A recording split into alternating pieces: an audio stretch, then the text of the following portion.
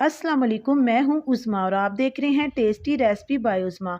आज मैं आप लोगों के लिए दाल मूंग की रेसिपी लेके आई हूं। आपने तरह तरह से दाल बनाई होगी, लेकिन आप यकीन करें कि जब आप इस तरीके से दाल बनाएंगे तो आप उंगलियां ही चाटते रह जाएंगे।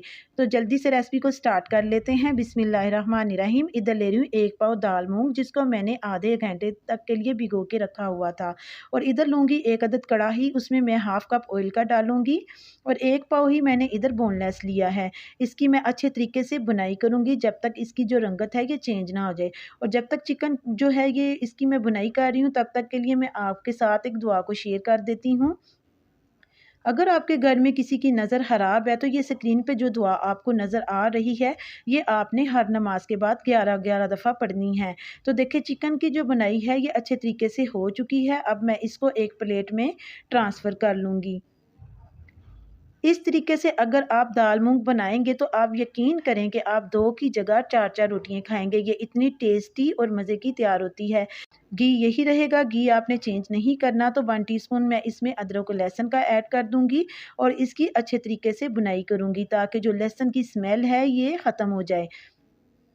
और मैं इसमें ऐड करूँगी एक मीडियम साइज़ का प्याज, जिसको मैंने चॉप कटिंग में किया हुआ था, वो ऐड कर देंगे। ये भी डाल के मैं इसकी अच्छे तरीके से बुनाई कर लूँगी, क्योंकि मैंने दाल मूँग का जो मसाला है ये बहुत ही मज़े का तैयार करना है, इसलिए मैं इसकी जो बुनाई है अच्छे तरीके से करूँगी। मैं इसमें मीडियम साइज़ का एक टमाटर ऐड कर दूँगी।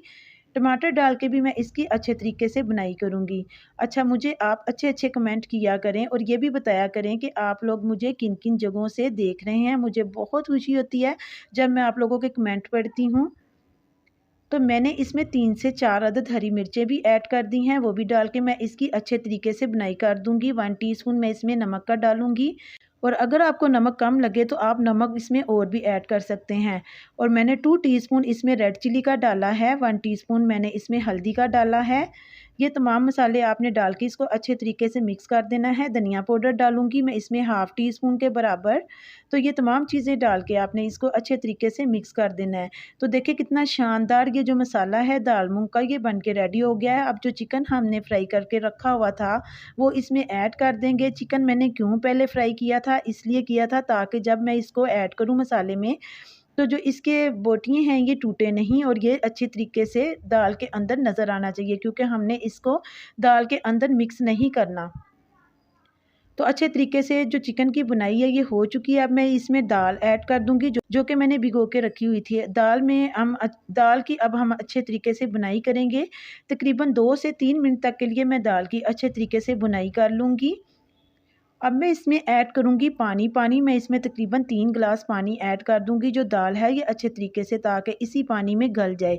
ये दाल जो है ये बहुत ही जल्दी गल जाती है, इसलिए मैंने इसको प्रेशर में नहीं बनाया, मैं इसको कढ़ाई में बना रही हूँ। और अगर आप इसको प्रेशर में बनाएँ तो फिर आप अपने मुताबिक, यानी कि आपने जितनी पतली दाल रखनी हो उसके मुताबिक आपने पानी जो है ऐड कर देना है। तो मैंने इसमें 3 गिलास पानी ऐड कर दिया। अब मैं इसको तकरीबन 15 से 20 मिनट तक के लिए ढक के पकाऊंगी और बीच-बीच में मैं इसको चेक भी करती रहूंगी। तो मैंने इसको 20 से 25 मिनट तक के लिए पकने के लिए रख दिया था। अब मैंने इसको चेक किया तो माशाल्लाह से देखें मेरे अल्लाह ताला की शान है। दाल जो है ये अच्छे तरीके से पक चुकी है और जो हमने चिकन डाला था वो भी इसके अंदर मिक्स नहीं हुआ।